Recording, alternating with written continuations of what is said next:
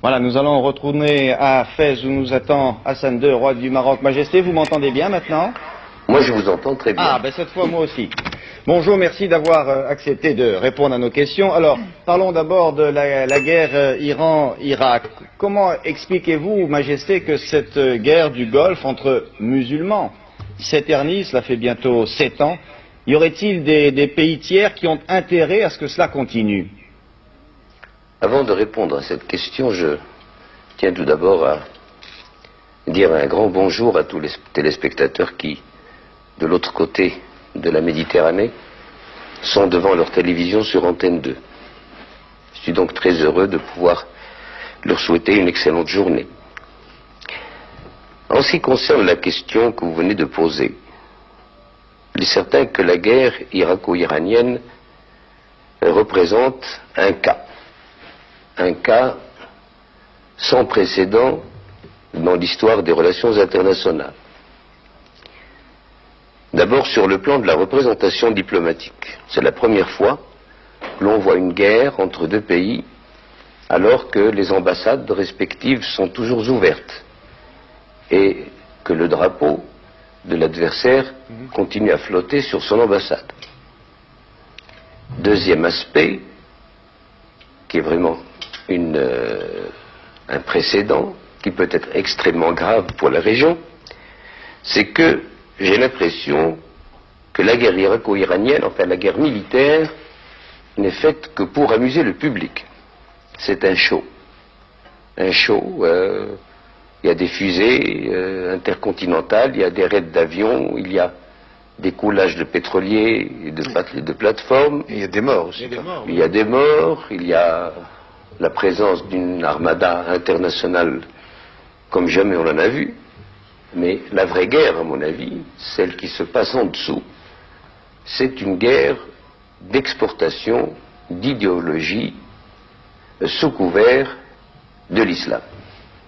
Et alors là, comme vous le savez, les musulmans étant nombreux, ils sont 1 milliard, éparpillés dans le monde, alors là, les conséquences de cette guerre géographiquement visible risquent d'être imprévisibles. Majesté, justement, à propos de l'islam, vous avez récemment lancé un appel aux musulmans pour qu'ils se réunissent en concile. Vous avez vous-même été très inquiet des événements de la Mecque. La menace pour vous, aujourd'hui, vient-elle du radicalisme de la foi islamique? Ici, en Europe, on dit intégrisme, Majesté. Mais en réalité, il y a deux termes qui doivent être employés dans ce domaine. C'est le fondamentalisme d'une part et le radicalisme. Je ne suis pas pour l'intégrisme. Et les gens de la Sunna sont des fondamentalistes. Les gens de la Shia sont des orthodoxes, disent-ils. Comment? Des orthodoxes, disent-ils. Nous sommes les orthodoxes, les gens de la Sunna. Mais ce projet de synode que vous avez de réunion des sages musulmans, oui. Est-ce que le fait que vous soyez descendants du prophète peut avoir une importance? Est-ce que les chiites reconnaissent cette parenté que vous avez? Ah oui, ils la reconnaissent. C'est du reste de cela qu'est parti le mouvement de la Shia tout de suite après la mort du prophète. Majesté, s'il Car vous on plaît. considérait que, après ces deux premiers compagnons, le khalifa de l'islam devait revenir aux descendants du prophète. Majesté, s'il vous plaît, une petite explication de thèse pour ceux qui sont des profanes. La sunna, la shi'at, qu'est-ce que c'est? Bien, disons que la sunna, c'est le rite orthodoxe musulman, oui. Et que la shia, tout en n'étant pas hérétique complètement, demeure quand même une hérésie, d'autant plus que sous le mot shia, il y a 93 espèces ou sectes ou écoles de shia. La plus dangereuse, la plus extrémiste, celle qui est la plus loin de la sunna, est justement la shia jafariya, qui est le rite officiel de l'Iran. Et c'est pour cette raison que j'ai pensé que nous avons bien vécu pendant 14 siècles entre sunnites et chiites, et que tout à coup, nous voyons surgir un conflit accompagné d'autres conflits qui s'inscrivent dans un voisinage de déstabilisation. Alors, j'ai proposé à ce qu'une conférence islamique ait lieu, d'abord pour qu'il y ait une explication franche, et deuxièmement pour que nous puissions créer des commissions de réflexion entre sunnites et chiites et revenir au moins au statu quo ante avec un minimum de tolérance. Majesté, dans votre pays, croyez-vous vous-même à une menace des radicaux, des plus radicaux? Non, je n'y crois pas. Je n'y crois pas parce que notre religion, ici au Maroc, est très bien défendue, positivement défendue par notre rite malékite, par nos enseignements religieux et aussi, je le dirais, par nos traditions ancestrales. Mais comment on explique ce développement du radicalisme musulman dans certains pays? Est-ce que c'est un problème social d'abord, à votre avis? Non, je pense avant tout que c'est un problème d'ignorance. Il ne faut pas oublier que le Coran et les hadiths du prophète sont en arabe. Les musulmans, tous les musulmans du monde ne parlent pas l'arabe. La plupart ne savent même pas ce qu'est l'arabe. Ils ont donc recours à des théologiens ou à des professeurs pour leur expliquer tel ou tel verset du Coran ou tel hadith du prophète. Et de ce fait, de soi-même, s'est créé une sorte de clergé qui détenait la vérité et qui détient toujours le fait de dire la loi ou d'interpréter la loi. Vous parlez pour les Iraniens? Pas seulement pour les Iraniens, pour les Africains, pour les Asiatiques. Bien, Majesté, dernière question sur ce sujet. Majesté, croyez-vous possible un vrai dialogue avec l'imam Khomeini? Si nous ne sommes pas trop indiscrets, qu'avez-vous l'intention de lui dire si ce concile se réunit? Je ne pense pas personnellement que si ce concile se réunissait, qu'il y assisterait personnellement. Mais s'il y assistait, je lui dirais, écoutez, vous êtes un ayatollah, vous devez donc connaître les fondements de notre religion. Si vous voulez même un tête-à-tête pour qu'il n'y ait pas d'arbitre dans nos conversations et qu'il n'y ait pas l'impression qu'il y a un vainqueur et un vaincu, je suis prêt à vous convaincre de la rectitude de notre attitude et de vous convaincre de certains dépassements que vous avez accomplis dans la vôtre. Majesté, une autre question, et là nous changeons tout à fait de sujet, nous l'avons appris bien dans le courant de la nuit. Dans une résolution votée au Parlement européen, bien le Parlement invite les autorités marocaines, et là je cite le communiqué, à libérer tous les prisonniers politiques et syndicaux et à respecter les conventions internationales sur les droits de l'homme. Qu'en pensez-vous, Majesté? Je pense tout simplement que chaque régime dispose des lois et règlements nécessaires à sa pérennité. Notre régime, comme tous les autres, a décidé de mettre à l'abri ces institutions légalement et démocratiquement et historiquement choisies par le peuple marocain. Pour moi, il n'y a pas de délit politique. Le seul délit politique, c'est lorsqu'on prétend que le Sahara n'est pas marocain. Que les non-marocains puissent le prétendre, de bonne ou de mauvaise foi, ceci m'est complètement égal. Mais allez demander aux Français de la Première Guerre mondiale s'ils pensaient que l'Alsace-Lorraine n'était pas française. Eh bien, c'est la même chose. Je suis là pour défendre l'intégrité territoriale de mon pays. C'est pour cela qu'il y a cette allégeance de la part de mon peuple à mon égard et qu'il y a cette obligation d'un contrat politico-social entre moi et mon peuple, à savoir que je dois défendre les institutions à la tête desquelles se trouve l'intégrité territoriale. Alors à partir du moment où un Marocain me dit que le Sahara n'est pas marocain, il va en prison? Comment? Il va en prison pour ça? Ah, naturellement. C'est un délit d'opinion ou... Ah non.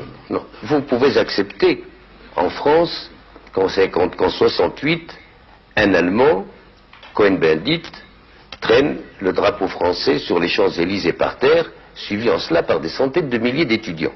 Si les Français l'acceptent, c'est leur affaire. Mais moi, je n'admettrai jamais qu'un étranger, en plus, vienne traîner le drapeau marocain dans une manifestation. Et même si un Marocain le faisait, je considérais qu'il est passible de prison. Bien. Majesté, une autre question. C'est à prendre ou à laisser. Bien, Majesté, une autre question concernant l'actualité aussi. Oui, Majesté, nous avons appris à Paris cette semaine que la famille Oufkir serait autorisée à émigrer au Canada. Est-ce exact et que pensez-vous de cette information et de cette éventuelle décision?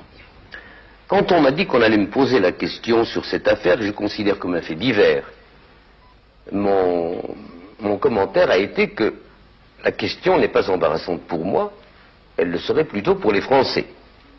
Et je vais vous expliquer pourquoi. Une excellente coopération, basée naturellement fondée sur une amitié très solide et une estime réciproque entre mon regretté père, Sa Majesté Mohamed V, que Dieu ait son âme, et le général de Gaulle, que Dieu ait son âme. Et le début de mon règne était parti sur ce substratum d'histoire récente et ancienne où le sang marocain et le sang français s'étaient mêlés pour la libération du monde. Et voilà que cette amitié, cette sérénité entre la France et le Maroc se dégrade pour arriver à la rupture du temps du général de Gaulle, parce que je n'avais pas voulu remettre Oufkir entre les mains de la justice française. On l'a donc condamné par contumace, la presse s'est déchaînée contre lui, on ne l'a plus appelé que tueur, expéditeur d'hommes dans l'au-delà. En France, à ce moment-là.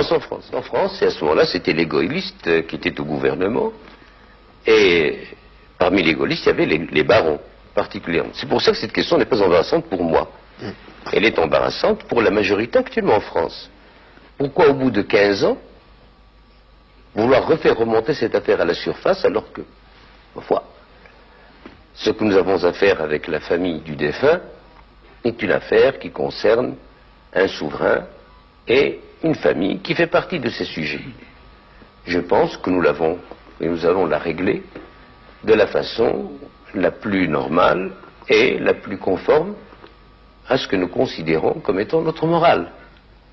Est-ce que vous allez recevoir Mme Oufkir comme elle l'a demandé? C'est-à-dire que, après cette réponse, je ferme la parenthèse. D'après ce qu'il m'a été dit, elle se refuse de quitter le territoire, le royaume, tant que je ne leur ai pas accordé une audience. Mais, Majesté, la famille de M. Oufkir a été mise au secret pendant tout ce temps. Est-ce que ça, c'est une période qui est révolue et on termine sur ce sujet? On termine toute l'interview sur ce sujet? Non. Quelle belle conclusion. Non, on terminera avec une autre question de Pierre Serra, mais là, sur ce sujet-là, sur le sujet Oufkir. En ce qui me concerne, j'ai terminé. Bien, Pierre. Majesté, je voudrais vous dire, on a parlé au départ de la guerre du Golfe, on va y revenir, on a l'impression que cette guerre qui a été entreprise par l'Irak et que l'Iran ne veut pas finir, n'a pas de solution. On l'a dit tout à l'heure, il y a trois guerres, il y a la guerre immédiate entre deux pays voisins, et la guerre qui a débordé sur le Golfe, et puis il y a la guerre séculaire entre les Perses et les Arabes. Est-ce que vous pouvez faire quelque chose? Est-ce qu'il y a une solution? Parce que ça menace tout le monde, et les Arabes en particulier. Écoutez, je ne vois pas de solution tant que les grandes puissances adoptent une attitude verbale et publique et font le contraire sous tant qu'on fournit, on soumet des armes aux belligérants. Et en plus de cela, j'ai entendu plusieurs fois, dans les grandes capitales, nous ne voulons pas que l'Iran gagne, mais nous ne voulons pas non plus que l'Iran perde, que l'Irak perde. Voilà l'axiome de l'actualité, tout au moins chez les Occidentaux. Et chez les Arabes? Comment? Et chez les Arabes? Alors chez les Arabes, comme vous le savez, je n'ai pas à vous expliquer la situation. Nous allons à Amman, un conseil extraordinaire des chefs d'État arabes, et nous allons nous trouver confrontés devant deux choix. Faudra-t-il commencer par les problèmes arabo-arabes ou commencer par les problèmes arabo-iraniens? Ils sont aussi insolubles les uns que les autres, moi je crois. Dans l'état actuel des choses, j'ai l'impression que les contradictions sont arrivées à un tel stade d'exacerbation que tout ce qu'on peut souhaiter, à mon avis, et je suis optimiste, c'est qu'il n'y ait pas d'escalade et qu'on puisse revenir au dialogue dans la grande famille musulmane plutôt que de la laisser dans la petite famille arabe. Majesté, je vais vous remercier. Nous terminerons sur ce vœu d'espoir. Merci de nous avoir reçus. Bonne chance pour la conférence d'Amman. Merci beaucoup et à bientôt. قبل الخروج لا تنسوا الاشتراك في القناة وتفعيل زر الجرس لتتوصلوا بكل جديد.